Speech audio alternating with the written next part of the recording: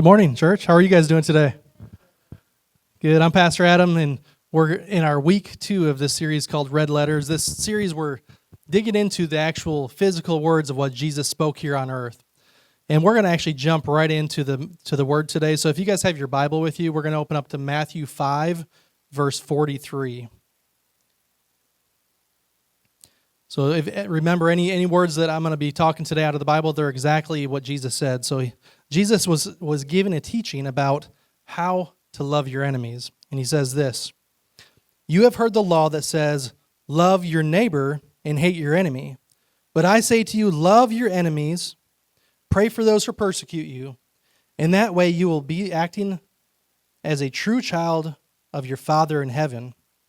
He gives you sunlight to both evil and good, and he sends rain to the just and unjust alike. If you love only those who love you, what reward is there for you, or for that? Even, my bad, I'm losing my spot here. There we go. Even corrupt tax collectors do that much, and are kind only to your..." I'm sorry, guys. I am struggling to read today. My eyes aren't working. "Even corrupt tax collectors do that much. If you are kind only to your friends, how are you different from anyone else? Even pagans do that. But you are to be perfect, even as your Father in heaven is perfect." Wow. I struggled through that one today.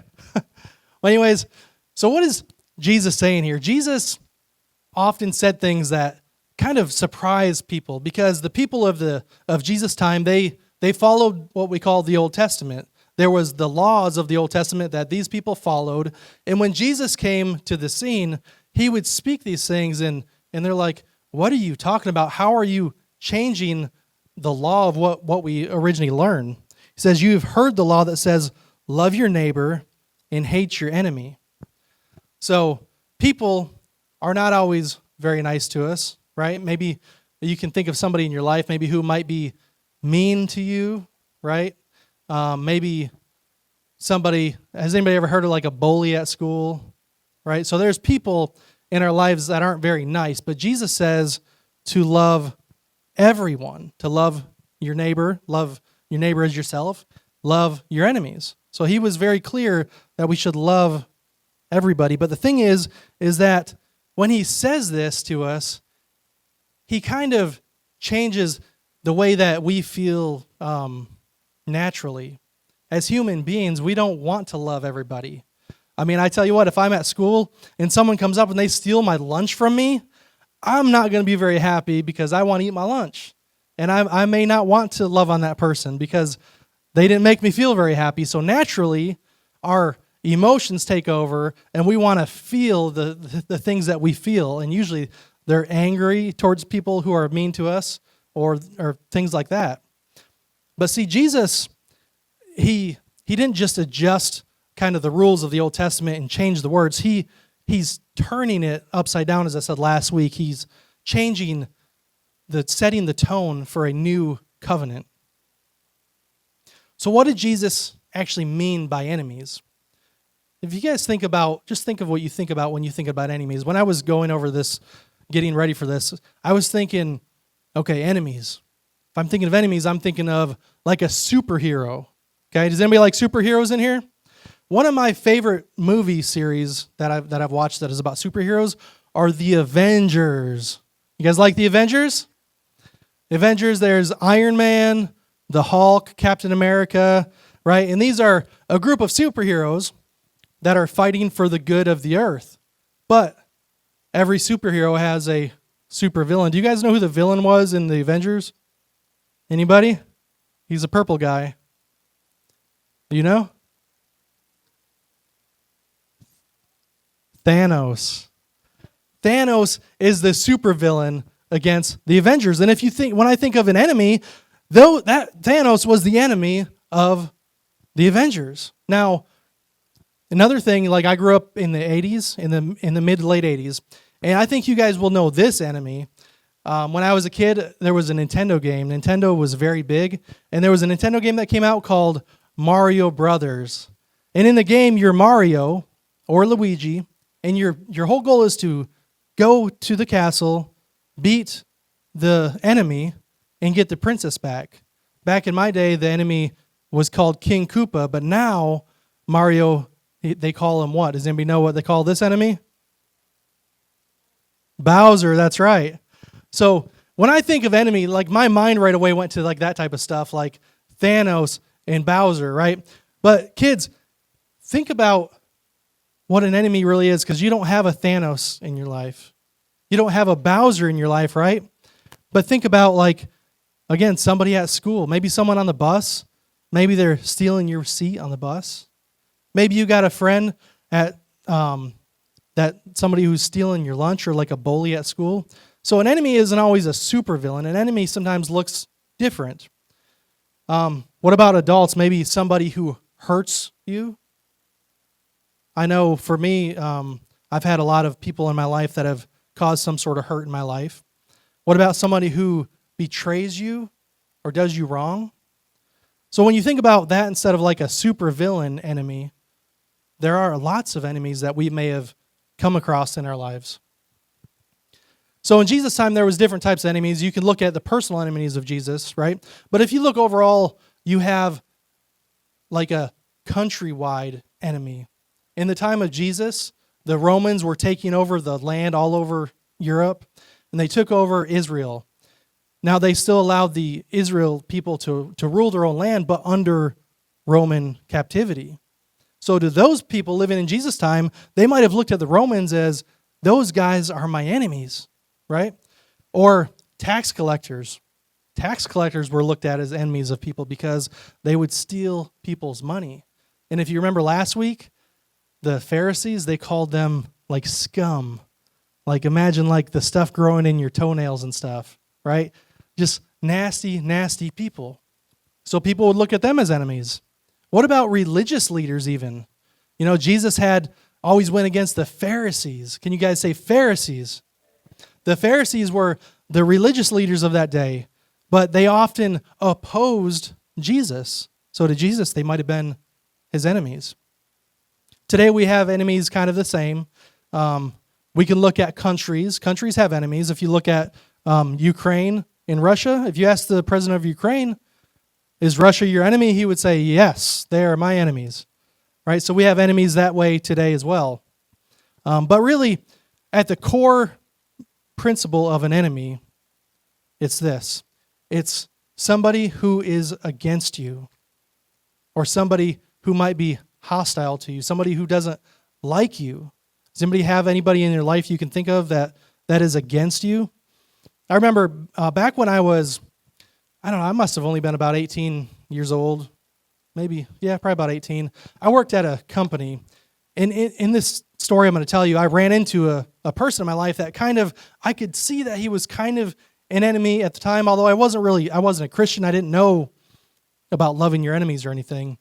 But I worked in a meat company, and on one side of the building, like way over here on one side of the building, I worked over on it, which was a different company than the building. On the other side of the building was a whole different company. And I would be at a processing facility where there was like 50 people that were processing meat, and I'd have to stack it on a pallet, and I'd have to wrap it up, load it in a truck, and then I'd get on that truck and I'd drive all the way to the other side of the building to this other company where I would unload my truck. And because these companies work so close together, they said, this is your dock, and you get to unload here every time because you're back and forth so often. Well, I ran into a situation where there's this guy there, and for some reason, I still don't know to today, this guy didn't like me. He was against me. He opposed me in everything I did. I would bring my truck over to unload it, and every single time this guy would have about 20 pallets right in front of my door where I had to unload. And I'd go talk to the guy, and I'd say, hey, guy, I need you to move your stuff because I have to unload. These people over here on the other side are waiting for me. I don't have time to be waiting around. And this thing went on for months and months and months. And every single time, he would block my path. And eventually, I had to go to his boss, and I'm like, hey, this guy, I don't know what his deal is, but he doesn't like me, and he's being really mean to me. He was kind of bullying me. And his boss didn't do anything. And eventually, I had to go to the HR department. And eventually, the guy ended up losing his job for creating a hostile work environment. So in my life, that was an enemy, but at the time I didn't realize that. I didn't really even realize what an enemy was. I didn't pray for him or anything, obviously, but that was an example in my life, and sometimes it makes for a tough situation. And if God told me to love that guy in that moment, it would be very difficult to do. But take a look up here on the screen. What is love? So the Bible actually has a few different ways of love. Kids, you might think to yourself, okay, well, my parents love me. My parents give me hugs, right? But love is a little bit more than just hugs and feelings. And the Bible has 4 different types of love that I'm going to talk about just real quick today. So take a look at this first one here. I'm going to have the adults help me out with this word. This is a Greek word, and I need your help to pronounce this. Say, agape. Did the adults do it all right? Let's try it again. Say, agape. Now, kids, look at your parents and say, you guys sound like you're talking like babies. Agape. So, agape. So this is a type of love in the Bible.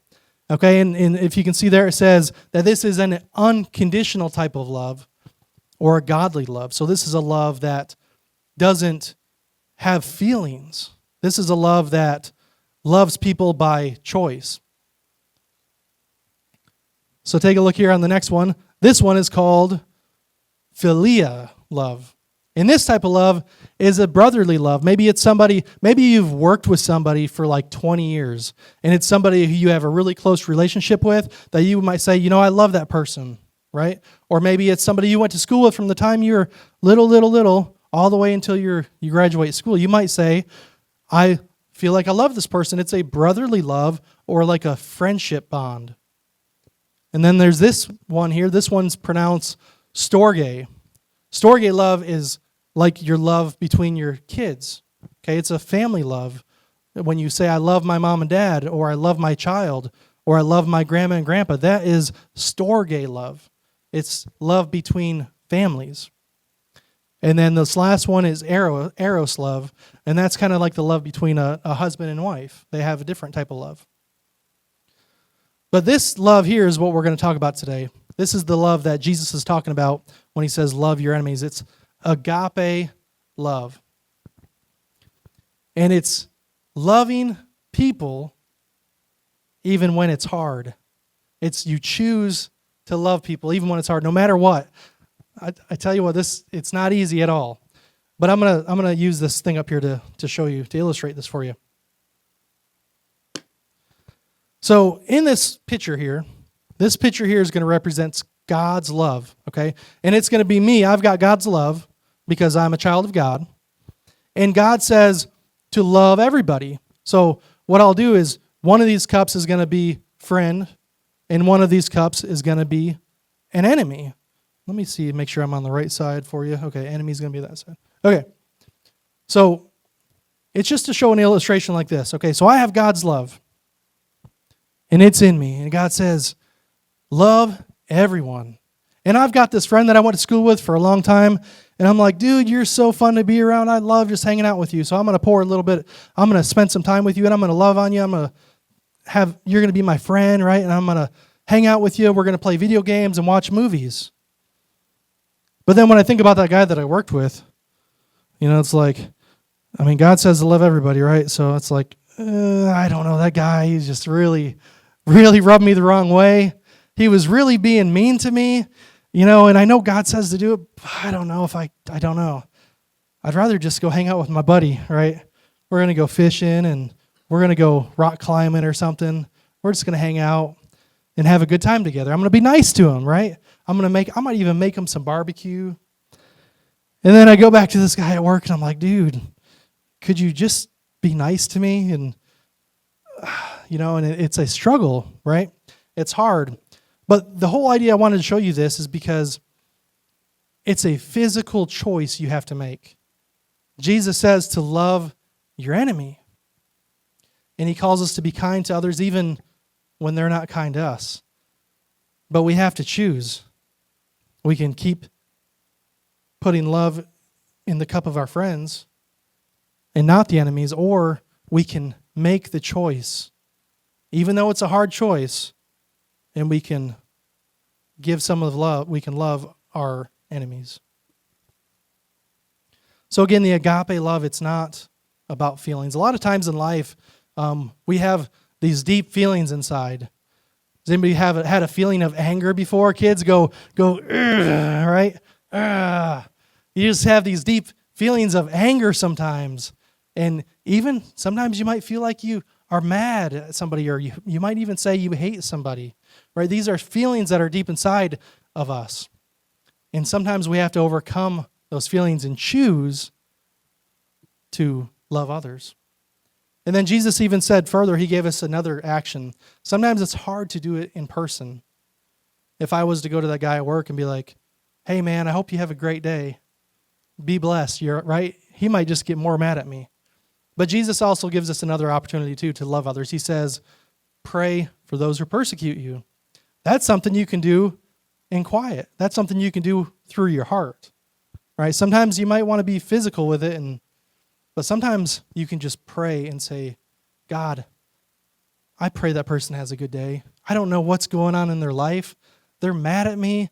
They're being mean to me at school. But God, I pray that you help them to have a good day. God, I pray that somebody shows them love today. So it carries on here. Matthew 5:45, it says, in the way you will be acting as true children of your Father. So think about this. Adults can probably relate. I guess kids may not be able to relate to this one. But I don't know about you, but as I've grown older in life, I start to do things that I notice my father has done. I'll be like, I really sounded like my dad when I said that, right? Has anybody ever had that experience before? Yeah, maybe your mom or dad. Because what happens is when you're around somebody so much, you begin to reflect your father or your mother. And that's what this is saying here, is that in that way you will be acting as true child of your Father in heaven, because we're reflecting his love to other people. And then it says, for he gives, okay, so this Jesus is painting a picture for us here. And it's kind of a weird example. He says, for he gives sunlight to both evil and good. So this shows that God doesn't discriminate against anybody. So do you guys know that the sun goes around the earth, or we travel around the sun, and the sun rotates? And every single day we see the sun rise, and every single day we see the sun set. Imagine life if the sun was gone. We'd be gone too, because we need the sun. If the sun isn't shining, the earth will get really, really cold. Burr. If the earth isn't shining, the plants and trees are going to die, and we won't have oxygen to breathe. We need the oxygen to be able to breathe. So God could say, you are a good person.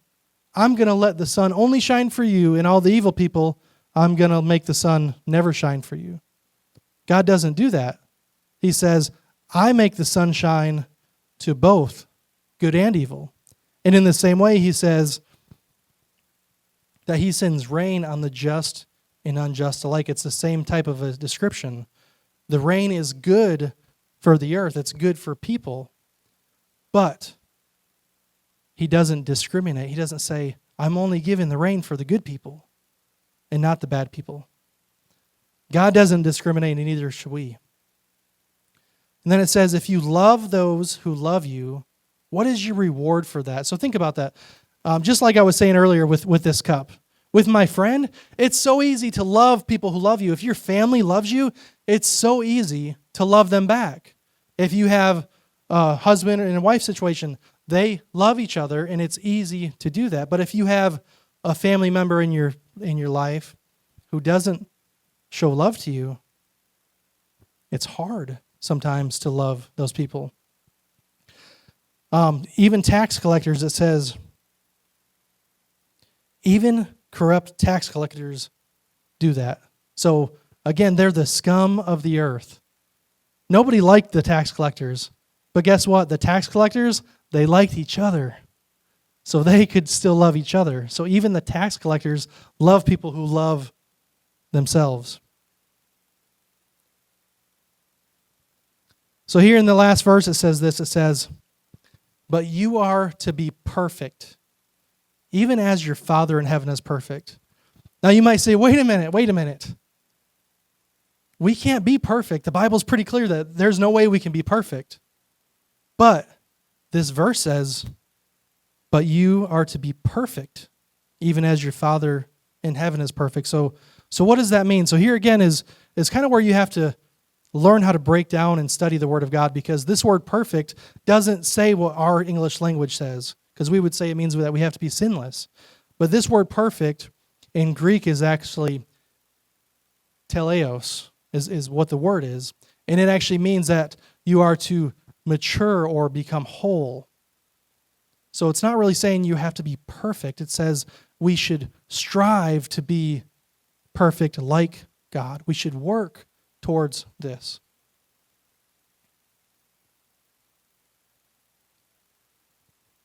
So Jesus had enemies, right? Jesus had enemies, the Romans, the Pharisees, people who yelled at him, people who hurt him, and eventually people who killed him. And if Jesus is teaching us to love our enemies, guess what?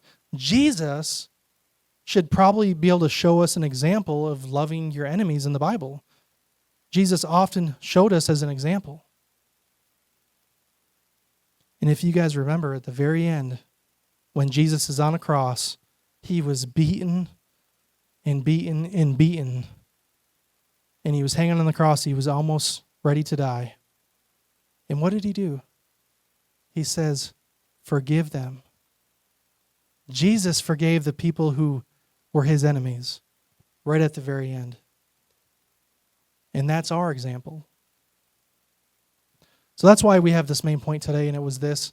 Jesus tells us to love everybody. Can you guys say that with me? Say, Jesus tells us to love everyone. So what do we do with this message? Jesus tells us to love everyone. Jesus says to love your enemy.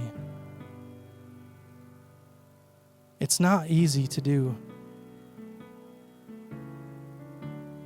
It's usually very hurtful, whatever somebody's doing to you. It's very hard to forgive people in situations like this.